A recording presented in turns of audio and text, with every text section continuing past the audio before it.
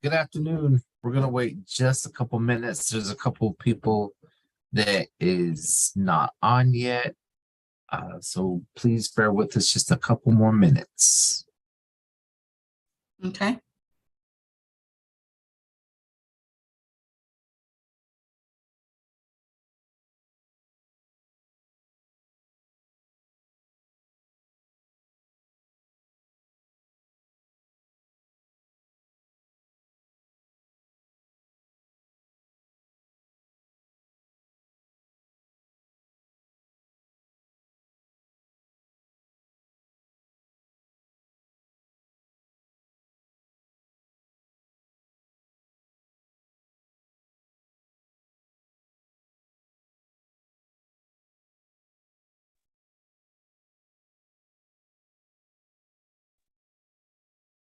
There's the man of the hour. We got another plaid shirt out there. Me and Mr. Miller were matching today, so it must be the day. It feels cold. When you work on graph paper, you love plaid shirts. It just feels like nice and orderly. It makes sense. It's great lines.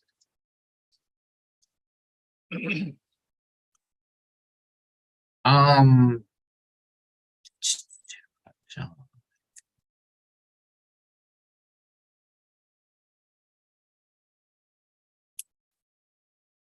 okay, well, we'll go ahead and get started. The time is now 4:01. We'll call this meeting to order. It doesn't appear that we have a quorum.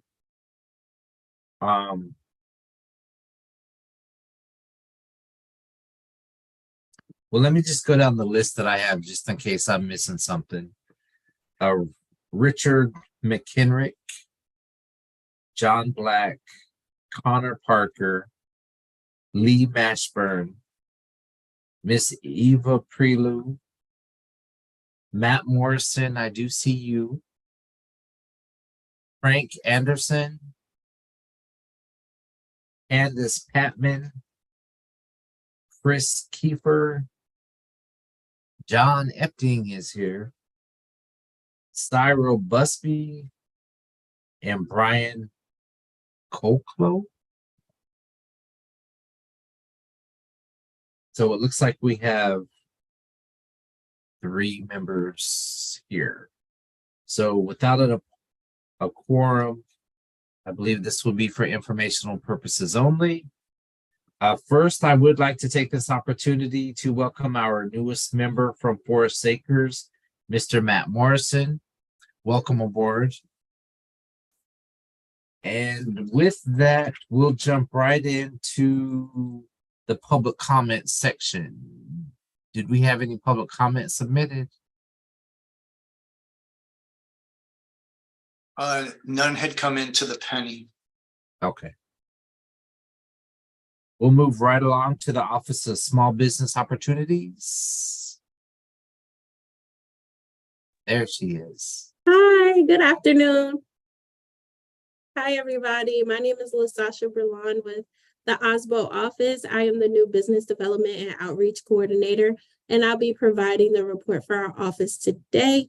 All right, so let's get started. All right, so let's talk about the SLBE firms that we have. I'm going to go by ethnicity to start.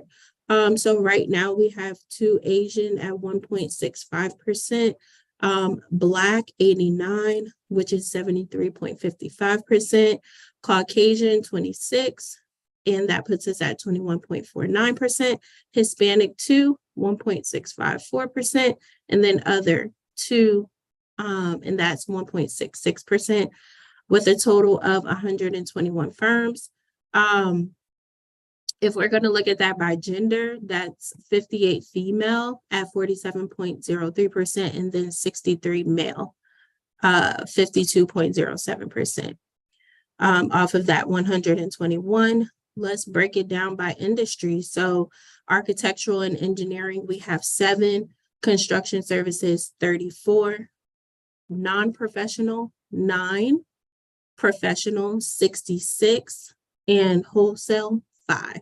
Okay, So that's given us the 121 department outlook. On October 3rd, County Council anonymously voted to establish OSBO as its own department. So we are very excited about that. OSBO is currently attending technical trainings regarding the development of performance metrics to address strategic initiatives related to SLBEs and the office initiatives. On the certification and compliance side, we conducted 2 site visits for certification, both in professional services.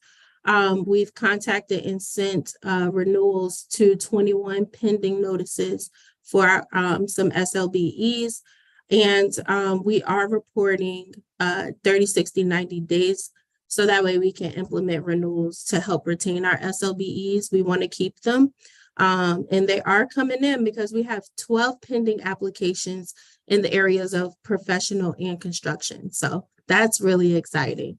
A lot of boots on the ground to get that number there in such a short amount of time. On the business development and outreach side, OSBO is working diligently to manage and coordinate workshops and events to ensure SLBEs and local small business enterprises have opportunities to attend technical and administrative training. The OSBO office has attended and participated in several outreach events that provide exposure and awareness of the services that the OSBO office offers to local small businesses in our community. We have been working closely with our community partners as well to increase OSBO visibility to the local small business community. And a part of that is relearning what services and tools that our partners offer, so that way we can make sure that we're referring out and also let them know what we're doing so that they can refer people to us as well. And that's pretty much it on that. Does anyone have any questions for OSBO? All right. Oh, you got a question, John? I was curious. I see on here that you want to grow your certification list by 50 is that over the next year? That seems aggressive. Y'all see the potential out there? Yes, we have. Since I've been in my position, I'm more of a boots on the ground type of person. So we've taken that initiative. We're implementing some new processes. And we're doing appointments. So we have a lot of people coming in for appointments to actually get the work done to become certified. And we've seen a great deal come through with having that extra assistance with getting the application and the processes and steps done with certification compliance. That's great. Cast a wide net. That's wonderful. Yeah. Thank you.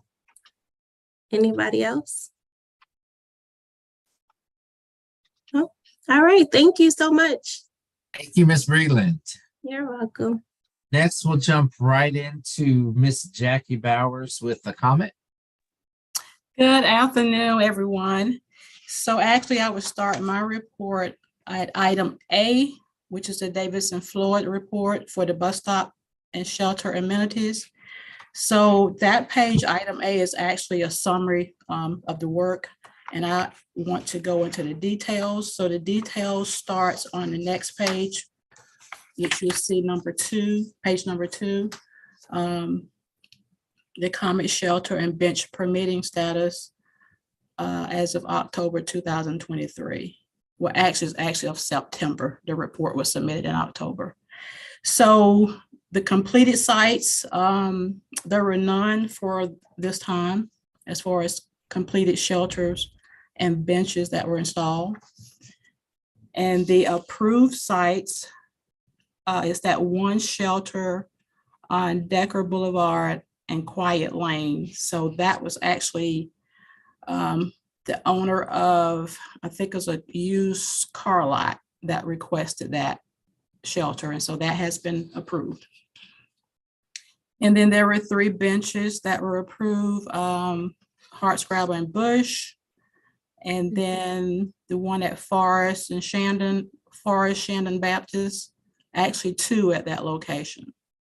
And the one at Hartscrabble and Bush, there were the ADA issues that were resolved. So AOS will be installing that bench sometime soon. Sites currently under permit review. There are 2 shelters, one at McIntyre Produce and then one at Maine and Elmore.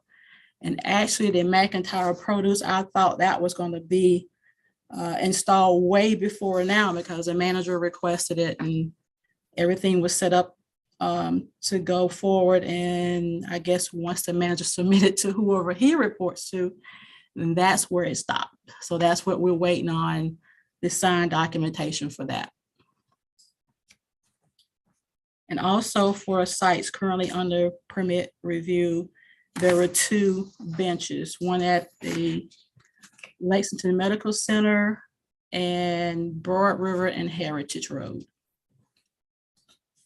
So the sites in design, there were 4 shelters, and then there were 10 benches that's in design.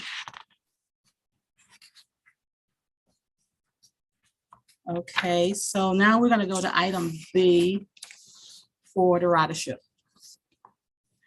So for the month of September of this year, our monthly ridership was 134,969. Same time last year, the ridership was 170,842. So that was a decrease of 21% compared to last year. And then next is the previous month comparison. So for September, again, it was 134,969. And for the month prior, which was August, it was 136,820. And the ridership decreased by 1.3% from month to month. On the next page, the average daily ridership. So it shows the monthly ridership for each month of 2022 and also for this year as well, up through September. Also, it shows the average daily ridership, which averaged between 18,000 and 20,000 per month. Per day. So the next page of the ridership, Gamecock ridership. So that was 48,789 total passengers, a difference of 32,467 compared to August. And that was because school started back in September. So of course, when school comes back into session, then the ridership goes up. And that was to be expected. Okay, so next, we have our financials on item C, page item C, and item D. And that concludes my report. I'm open for any questions.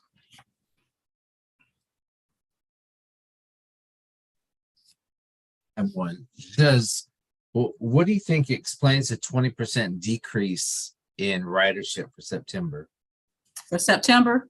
Yeah. So there were quite a few construction jobs downtown. I remember receiving at least probably 3 construction projects going on in the downtown area. So that affects at least, I would say, 10 of our routes. So anytime there is a road construction, we have to detour the buses. We miss a lot of people when we have to detour.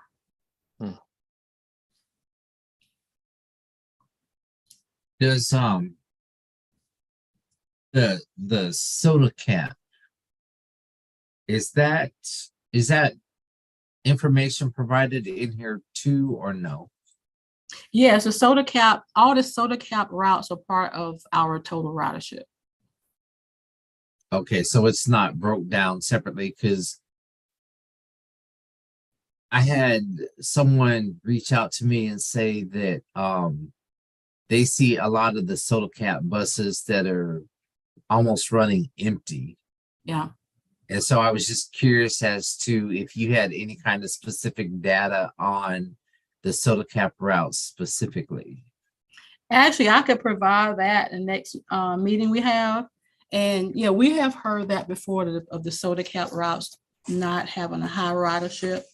And it's kind of seasonal with the soda cap route. There are more people riding like during the summer because there are a lot of activities going on during the summer with the kids, the Girl Scouts, and a lot of different groups that want to ride the soda cap. So it's like a seasonal type process with that route. But yes, I could provide like separate numbers for the soda cap routes on the next report. That would be appreciated. Yeah, okay, no Thank problem.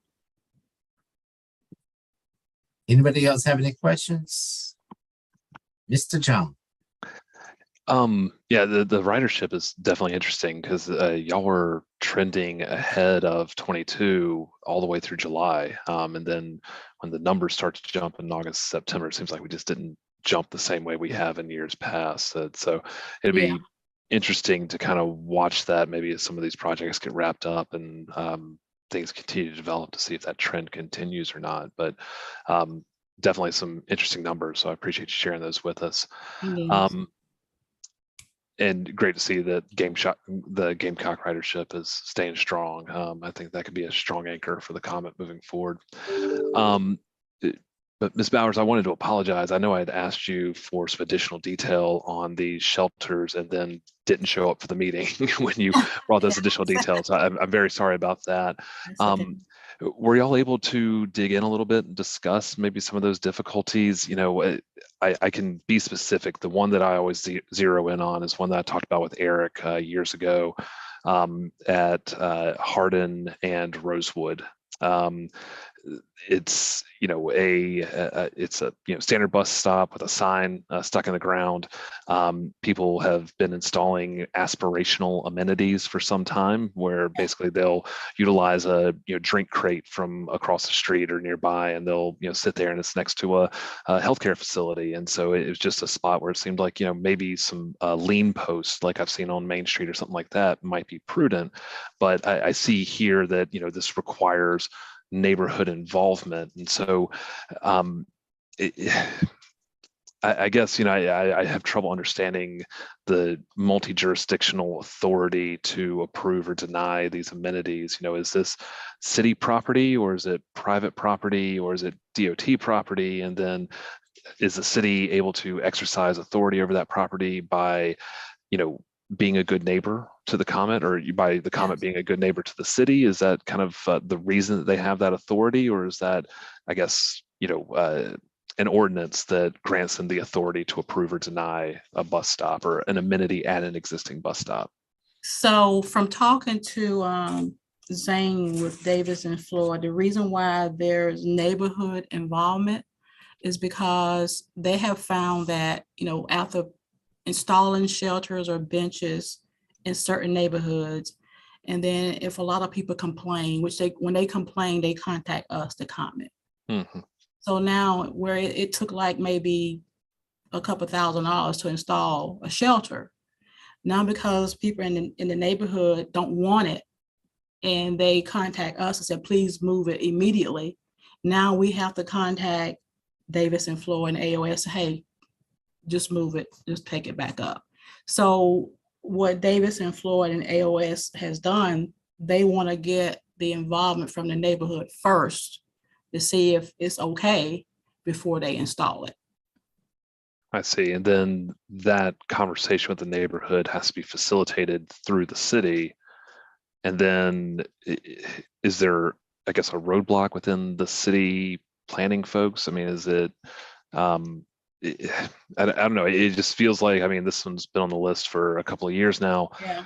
What helps it move forward? Does someone need to come to a community meeting and sit there with the neighborhood and talk to them, or is there someone responsible within the city who does that outreach? What's that next step look like? Yeah, I could get with Davis and Floyd to see who exactly they're waiting on for this particular location, because yes, it has been on here for a while. So I don't know where the holdup is. Okay. And my last thing on this, and I'll stop harping on it, but I wonder too if the ask is too big, if asking for a bench maybe requires this neighborhood involvement, whereas maybe the lean seats, I'm using a term that's not real here, but do you know what I'm talking about? I know Right. I've seen one, they bolt to the post and just have a seat for someone to sit on for a few minutes while they wait for the bus. Right. Maybe by reducing the ask to something like that, does that alleviate the need to talk to the neighborhoods, or you still find yourself in the same situation where someone's going to complain, it's going Yeah. to fall back to y'all? And I say, Yeah, it's still the same. Someone's going to complain. And I'll give you an example. Like right now, we're having to, we've been dealing with an issue at the corner of Main and Confederate. I think Vino Garage. There's a restaurant there, and the owner of the property actually requested a bench there. We put a bench there a couple of years ago. Now the tenant, he wants it removed because he's saying that homeless people are hanging out, they're not catching the bus, in which we understand that. So he wants it removed, and we can't remove it by him saying we want it removed. So I actually had to contact the owner of the property, say, hey, your tenant want the bench removed. So if you want it removed, please send another request to the comment saying you want it removed, in which we hadn't received that yet.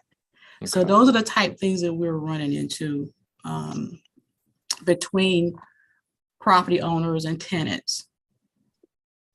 I see. It's a nice bus stop too. I'm looking at here on the maps, and yeah, nice little pad you got over there next to the fire hydrant. It is.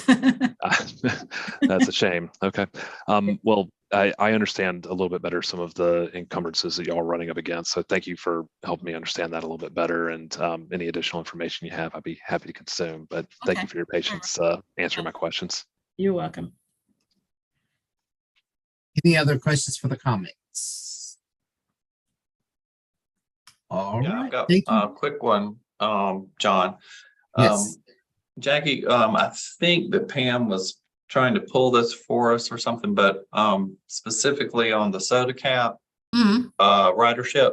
Do you have the total for last year, the 2022 number, and maybe how that's on track with right now for 2023? I'm just looking for stuff that I can do social media on. And I think there was also somebody was also looking for an actual photo of the soda cap bus. So if you could send that to me, that'd be great. Okay, a photo of the soda cap bus. Yeah, and then the numbers that you have. So the ridership for 2022. Yeah. Okay. Yeah, I can get that to you. Because I think a lot of people don't understand that is a transportation program specifically for tourists. Yes. And visitors to the city. So I think that's a good thing to push out there. Yes, exactly. And Pam has been doing a very good job of doing that as well. Mm-hmm. Okay. That's all. Any other questions? Thank you, Miss Jackie. All right, thank you. All right, next we'll jump right along to the man, the myth, the legend, Mr. Michael Maloney. That I certainly can't live up to. Let's see here.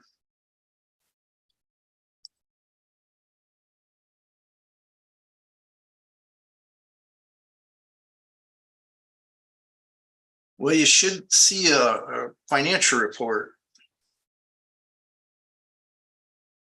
If my share is correct. Is that coming through for you? Yes. Okay. Yes, sir. All right. Well, this is the start of the transportation improvements report. We kick off with the financials, which all these expended dates on the right are getting updated as projects progress. We know we have projects, most projects in design, and quite a few in construction. As far as widenings, all the projects on the widenings have been launched, at least into design. Intersection improvements are either complete in construction or one is still in design, which is Clemson Sparkleberry. And I see we've been putting green on here as they're completed or at least, finalized, and we're doing closeout documents. And we can update North Main and Monticello, which we haven't done on here yet. So that's another one that's kind of been green that we're doing closeout with the city on, and grant money that's got to be closed out. But otherwise, we know that right now, Bull and Elmwood, Garner's Ferry Harmon, and Screaming Eagle Percival are all in construction, as well as Hardscrabble at Kelly Mills. Part of Hardscrabble is in construction under DOT management. Bull and Elmwood is a project that's occurring at night, and we're getting night photos in the morning from the contractor progressing along, building a storm sewer along Elmwood that approaches Bull. And that was because there was a old clay pipe found in that area that would not be suitable to put the road over as it's expanded in that area.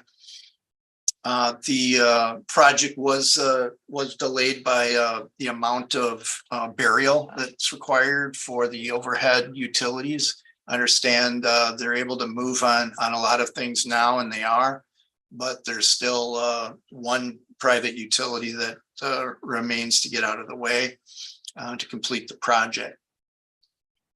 We had anticipated an October completion. We think that's going to be more like midwinter with the amount of utilities that were in the way. The good news is they hadn't had any lane closures or anything throughout the utility relocation. They are going to DOT to start some of those now, where because they're going to be working on outer curb lines or doing removals and that sort of thing, they may have to close an outer lane, for instance, to do that. Even though most of their work is done during the day, there are parts of it that, or excuse me, at night, there are things that will be barreled off and some work that will have to be done during the day. Screaming Eagle, we can also say that's that's gone to green. We saw some barrels out there in the latest video we did of its completion. It's substantial completion. The barrels really are there, indicating the new intersection location for those drivers that might miss it, because the right turn exit ramp is no longer there. The barrels help indicate that it's no longer there. But it is moving well. It is controlling traffic as it was designed to do. And it really helps when you're coming off of Screaming Eagle Road to have a signalized left turn. Garner's Ferry Harmon, also in construction, had a lot of utility relocations in the way. They're out of the way, and they are preparing to do the asphalt surfacing very soon. They've got the new signals up on the new poles out there. That has a November completion date, and it looks like it will be close to that. On the special projects, there's a couple projects we haven't really launched. We've completed Innovista 2. I think that is fair. That was going through. The reason we hadn't moved it to complete, it just had some, larger punch list items. There were problems with the irrigation system that also required some replanting in the planting areas. So we've worked that out with the contractor. They found their problems with it, and have scheduled various meetings with the university and the city on that system. And it looks like that's about to close out. Innovista 3 is really in the hands of the city.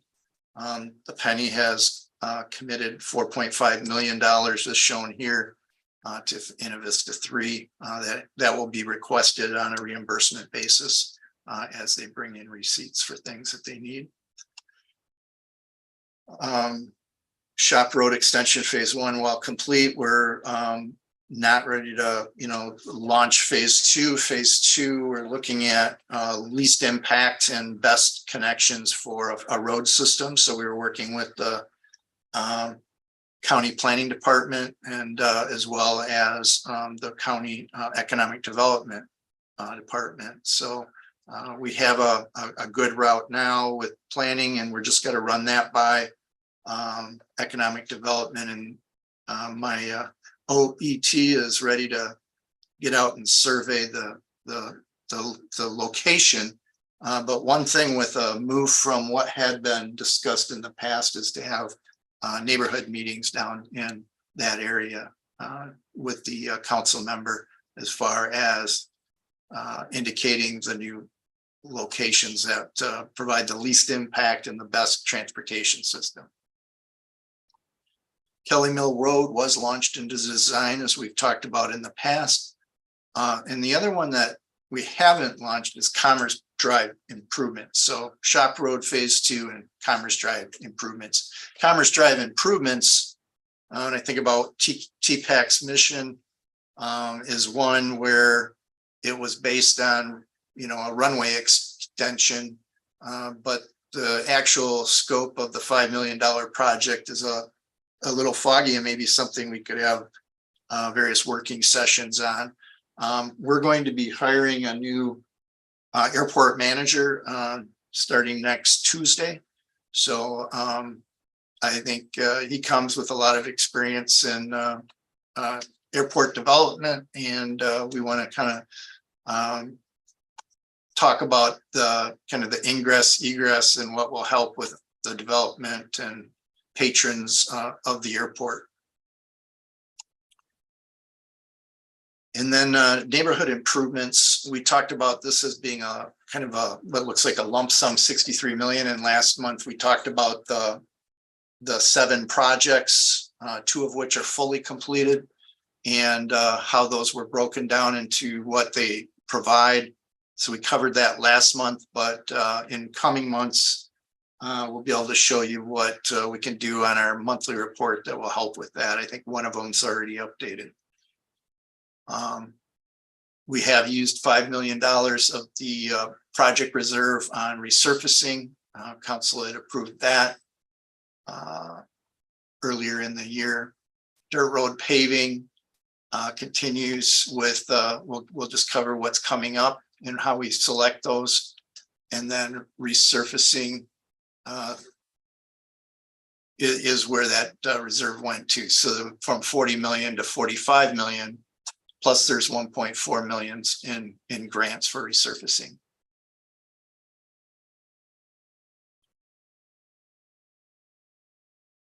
And then we're going through and auditing all the sidewalk projects, and we're appearing that in a report that we'll have for the state of the Penny.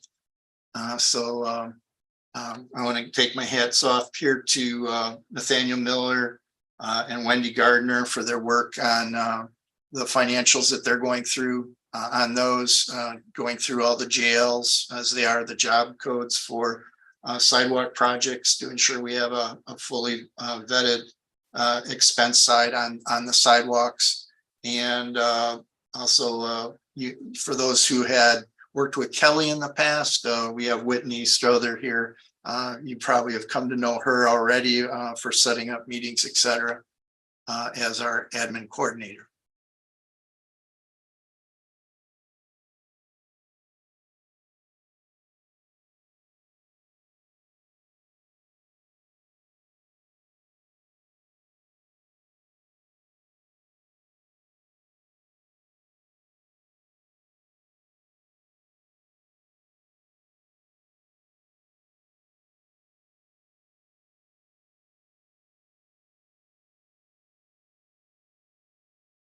So on Trentham Newcastle NIP, this is kind of what we're talking about, is making sure we have a breakdown of what the projects are in each NIP. And this one, we've got some of that, and we want to probably even put the length of the project in there for the project. So we're starting to do that on these reports.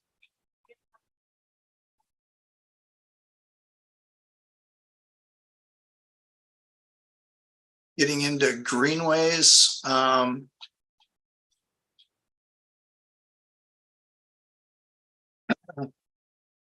I declared it the one greenway that's in Richland County unincorporated, but as I found out, there's others that are mostly in Richland County unincorporated. But Polo Road, Windsor Lake Greenway. Dr. Ali is our project manager on this project. It is right around kind of the I-20 to I-77 off ramp. And it's going through an area of Cardinal Newman and Blue Cross properties right along that area, and connecting up a couple of key roads there from Alpine Road at the Polo Road intersection, and then taking you kind of around and through the woods to Windsor Lake Boulevard. That we've got an upcoming public information meeting on November 2nd. I'm sorry, is that the old date, Dr. Ali? It can't be November 2nd. We know that's a key date for us here. I think we moved it to November 9th. And that will be at the park there. Dr. Ali, are you on the line?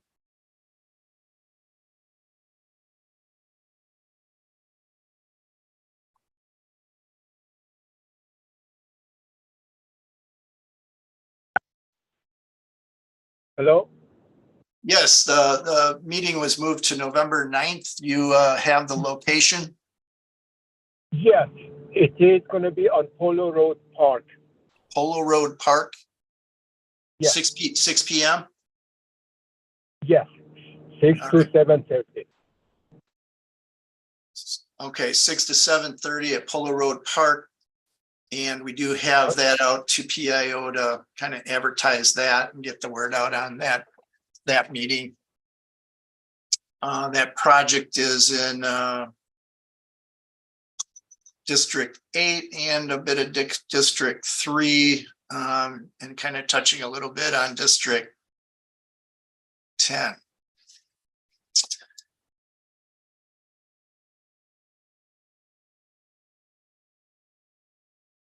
We get into sidewalks, and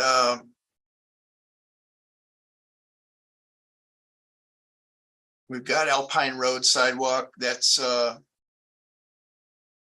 getting under contract and was awarded.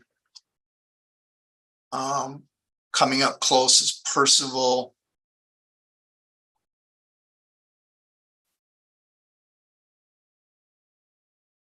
And then we got a word on Sunset, I think.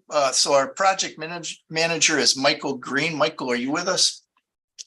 I am, and I'm ready to give an update on Sunset. Good afternoon, everybody. We in transportation, we always celebrate when we get a project ready for construction to be advertised. So we're celebrating on Sunset. To date, we have submitted all the plans, drawings, specifications, all the pertinent paperwork to procurement for them to advertise the job, and they're currently reviewing all of those plans, and they should be ready to advertise within the next week. So that's positive. We got another project that's ready to go. All right, great. Thank you, sir.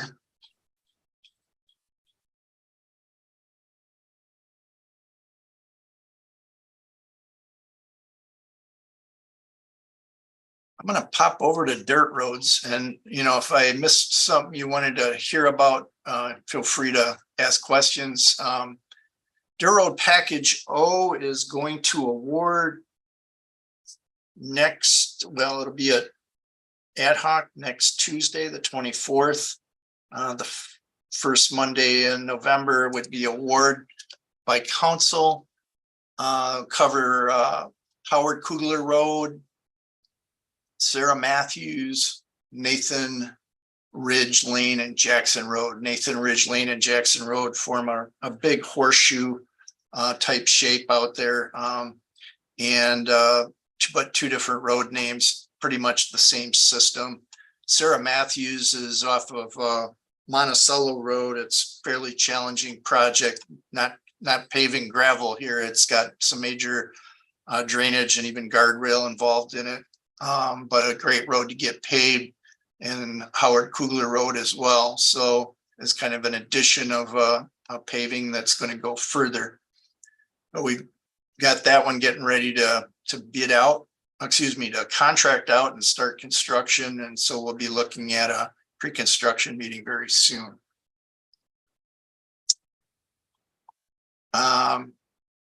You wonder where these roads come from, and we kind of, the way we reported before, just listing things we're working on. I wanted to go over this dirt road paving years 1 and 2, and this is just be quick, and years 3 and 4, and a list of those. When you go through these are projects we were in design that we're bringing up to try to get ready for bids, and you'll see when you go through here, just different roads that we were able to get out. Sarah Matthews is on this list. And, there's other roads that were on prior bids that, larger street things that we're trying to get out and put into, and there's Nathan Ridge right there. So I would assume we're going to see, Jackson on there too in District 10. So we're pulling from these lists to put these out to bid, make sure they're ready. They have the property acquisition, etc. That was the years 1 and 2 is the early list of projects that were put together. And then come 2017, 18, I think they had years 3 and 4 list. And, here's some projects we've completed. Bowstring Road is complete. We're working right now on package N, I guess it would be. Cornell Adams is under construction. They just put on pavement on Valenga Road. So that was part of that package, and Tall Oaks Drive as well. So packages are coming out of this list. So you can look at this list and say, this is what's up. If you ask what's upcoming, it's right here. And I would just point out that, okay, these are projects we think are going to be ready to put out to bid. If you've got a road that is problematic and should be on this list, that's a funded road, let us know.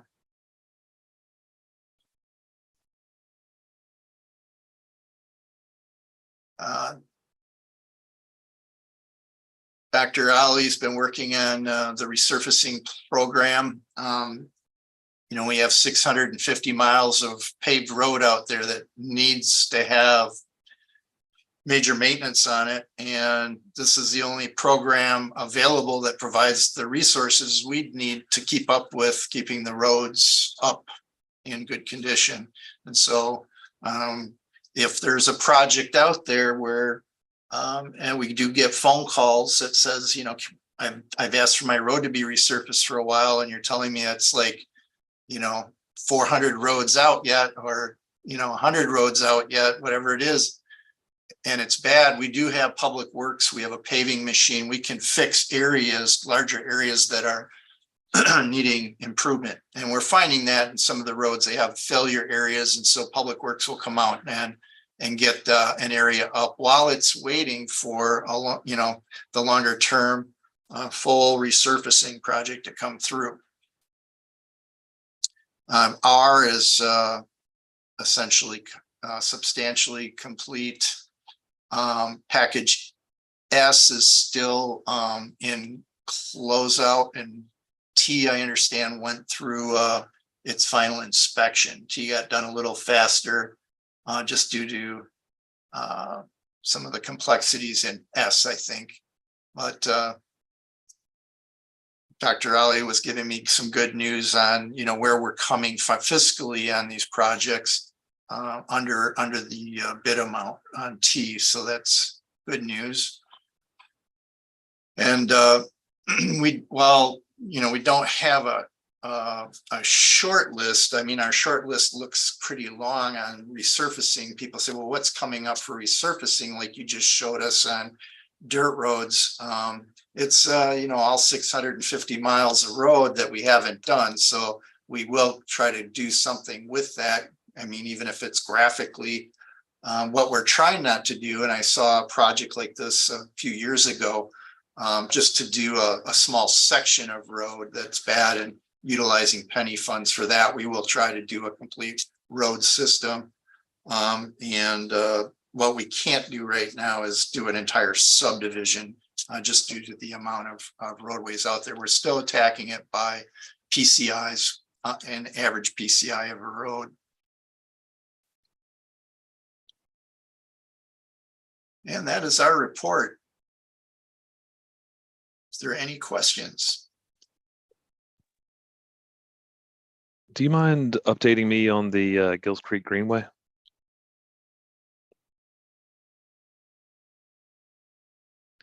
Looks like we're maybe pencils down on design and trying to do some easement and right-of-way acquisition. There's a couple elements to it.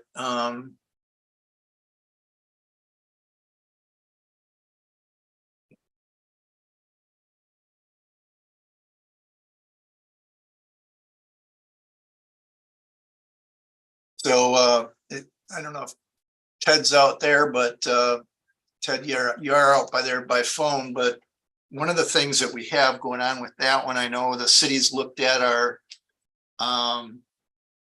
plans, DOT, as far as our crossing at what's Garner's Ferry, essentially, has looked at that, and our OET is adjusting the plans for all those comments. There are land acquisition elements that we have to get involved with, and there was one that the city was going to lead on. We may get involved in all of those in the end, but that's where we're at. We're in the front of land acquisition at this time for the trail.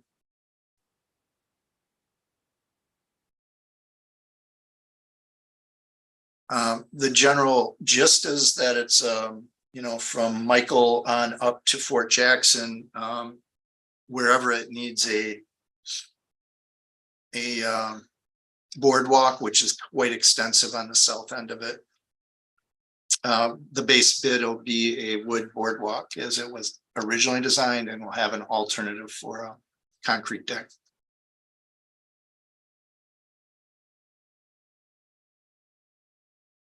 Thank you. Any other questions for Mr. Maloney? Just real quick, Mike, on the I was just looking on the list of projects by district, and it has construction period, and we're trying to put projected completion dates on the projects that we have listed on the website. Is there a list that has any I guess the ones that haven't gone out for bid yet don't have a completed or estimated date, but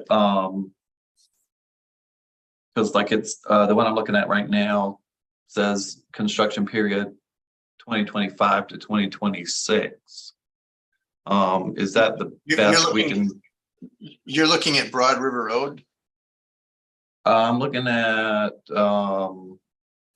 District 6. This is well, actually it's Gills Creek Greenway that John was just talking about. So okay. Construction period 25 to 26, is that correct? Yes. Okay. And so that's about as close as we can come at this point. Well, the thought there is that's a start and completion rate. Okay.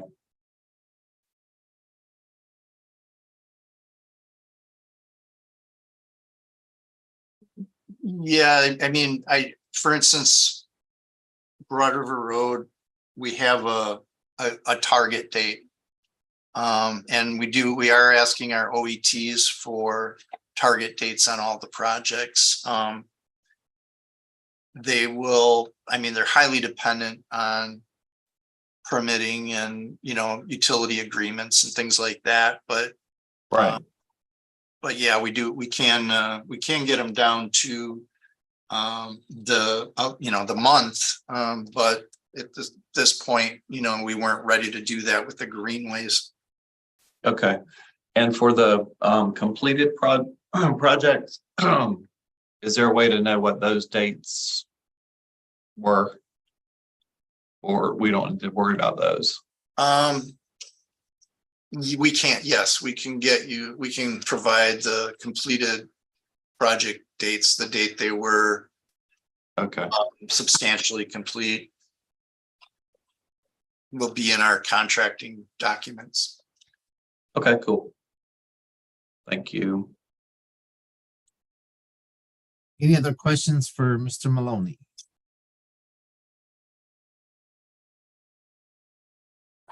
I have a very broad question. I've seen reference to the 24 referendum. When does that planning start? What does that look like for the penny department? I'd love to hear more about what y'all are thinking about a year and some change out from that. There was a resolution passed by council to direct staff on a transportation sales tax in preparation for 2024 referendum. At this point, yeah, I haven't received my instructions yet, but there's obvious work to do that, to carry out that resolution. Let us know how we can help. Exactly. And I know we're, and I just met our newest member, and I said that's communications and how we can, with Mr. Morrison, communications and how we can, help you and your neighbors understand what the penny does. We're trying different methods. Chelsea Bennett's online. She's been a great director and producer. And Wayne has gotten things going online, and they're just all their staff is excellent and talented. And I'm just going out to try to put out things, and the 15 people that see it, it's just so great. But how do we get that out to more people is always the question. So we're working on that. We can use your input on that, and we're just trying to, and this has been something we didn't just start last month. I mean, we've had a plan to do this for about a year. We've been doing more celebration, I think, of penny milestones like the ribbon cuttings of Main Street, Green Street, groundbreaking ceremonies in Blythewood and Bull and Elmwood, and the upcoming one we have at Alpine Road with the resurfacing and sidewalk project there, I think is October 31st at 11 a.m. Is Chelsea there? Hi, Mike. Yes, that is correct. Okay. October 31st at 11 a.m. We will be having that groundbreaking ceremony. Okay. So, those are events that obviously get some press as far as what's going on, but, questions we have is how are you spending our money? What's getting done? That's why we have these meetings, and, we are fretting every day over, those numbers that you saw at the beginning of our report. So the staff involved in it, they work all the time on that to ensure, the accounting is correct and that we know what's left and we're going to get all this done. And because when we get Atlas Road out to bid, one of our PMs has promised me a Christmas present that will happen. And that is a trigger point that council has approved, that we get certain things done based on recommendations from staff. We'll know enough when a big project like that, squeezing 5 lanes into Atlas Road from Garner's Ferry to Shop Road, is a big project with a lot of utility issues. So we see that bid and that total project cost. We'll be prepared to talk about, do we use the rest of these reserves for only inflation, or do we feel like we have a handle on inflation, and we with most of those big bids happening in the next 2 years, we could rescope some things that have been cut. So that's going to be a big moment for us yet this winter. We're kicking off the study of the transportation needs around Richland County, realizing the growth we've had in the last 15 years since the last study, and seeing, maybe it will fortify some of the things in the existing penny that we need to do. And it may also point to some projects that need to be done to carry out, like the resolution of projects. Thinking about the bridge at Spears Creek, Church Road, and I-20 as one that I can tell you is a problem without a study. So look forward to all that.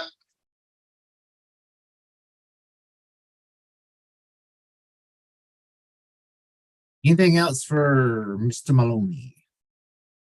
I will say, I appreciate what's going on as far as the PR campaigns and your little infomercials that's being posted on social media. I think that the more the more people will understand. And I really appreciate the efforts that's been going on about the education aspects, because there's so much misinformation out there about the penny tax, even to the point where people are arguing about it being a penny tax versus a 1% tax. I mean, it's a penny on the dollar. It's a 1% tax, penny tax, potatoes, tomatoes, I mean, it's just, I think people that are going to complain about it are just going to find some way to complain without just objectively looking at the situation of what's going on. The penny tax is not something that's supposed to do just regular everyday maintenance and going around filling potholes like people think. And, it's just like the hardscrabble scenario. Everyone's so up in arms about hardscrabble, and they blame us. Well, the thing that the public doesn't understand is the penny tax is only contributing a portion of the funding for hardscrabble. It's not the penny tax is doing it and it's getting wasted, I mean, it's like, so there's a lot of misinformation out there. I'm looking forward to the opportunity on November 2nd, when we have our State of the Penny address, to kind of just lay it all out there and be as informative as we can. And, we have openings on this committee. I mean, a lot of people want to sit back and complain. Well, now's your opportunity to get involved in the process. Reach out to your entities, whether it's if you're unincorporated in county or the city of Columbia, Where's my list? Sorry, I have to get off on my little pedestal for a minute. But we have a representative, a vacant spot from Arcadia Lakes. We have Blythewood. We have an open spot for the city of Columbia. Eastover. Forest Acres was recently filled by Mr. Morrison. Irmo. Richland County. So we have positions available, but it's going to take the citizens to get involved. And rather than just sitting back, not understanding the reality of things, it's easy to sit back and assume. So I would encourage anyone that is either watching this now or maybe coming on later to view this, now's your opportunity to get involved. Contact your municipality or go to the county website and put in your application to serve on this committee so you can have a voice and get a better understanding of what really goes on. And with that, I will step off my pedestal for the moment. Okay, now how much is it? I will say as a reminder again, November 2nd. All right, no problem. Okay. All right, so I'll be on the way. No, I got a ride there. Oh, we had Mr. Anderson with us. All right. Yes, thank you, everybody. Hello. Hello. Hey, sorry, I had another call. I got on a little bit late. I was questioning what's the status of the Broad River Road widening.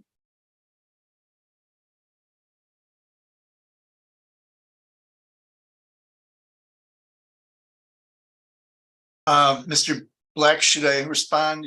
Yes. To that? We're proceeding on our, it was a 33-month schedule that's got to be down to 16 months, getting to the bid date. We don't see a problem with that at this time. We've got the plans were approved for land acquisition, so we're in that process now. There are quite a few parcels involved in that, some 150 roughly. So that's a big process we're going through with the consultant, working on that with a pretty big team. We're also engaged in, so we don't have what I mentioned in Atlas Road a while back. We're engaging the landowners in the easements as well that Columbia Water or Richland Utilities would need behind the right of way. So we're trying to do that. So we're visiting the landowner one time and they're understanding the full impact of right of way and easement. So that's ongoing right now. We continue towards final design.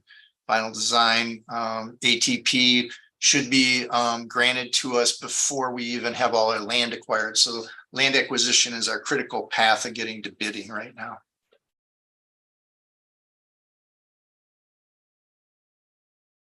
Okay, thank you for the update. Thank you, sir. All right. Anybody have any other questions or concerns? I do see Mr. Epting's message regarding the events page for the State of the Penny or the Polo Road meeting. I'll get with Chelsea and see what we can do about getting that information updated, John. I guess lastly, the other thing that I wanted to bring up that's not on the agenda, over the next month, we're going to get some clarification on some things, and I'll be reaching out to the committee about the possible revisions to our rules of procedure. There's some things in there that we first have to get clarification on. And so hopefully at the next meeting, we'll be in a position to hopefully have a quorum and take some steps to change some things a little bit and move forward to make us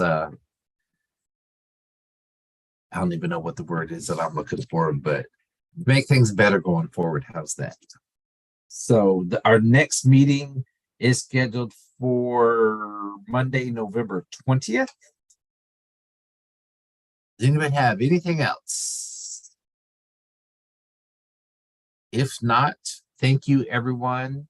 Again, for those that are maybe viewing this after the fact, please reach out to your municipality or to Richland County and submit your application to serve on the TPAC committee. And with that being said, the time is 5:05. Although we don't have official quorum, this meeting is now adjourned. Thank y'all. Thank you, John. Have a great week, everyone. See y'all Later, next. See y'all on the 2nd.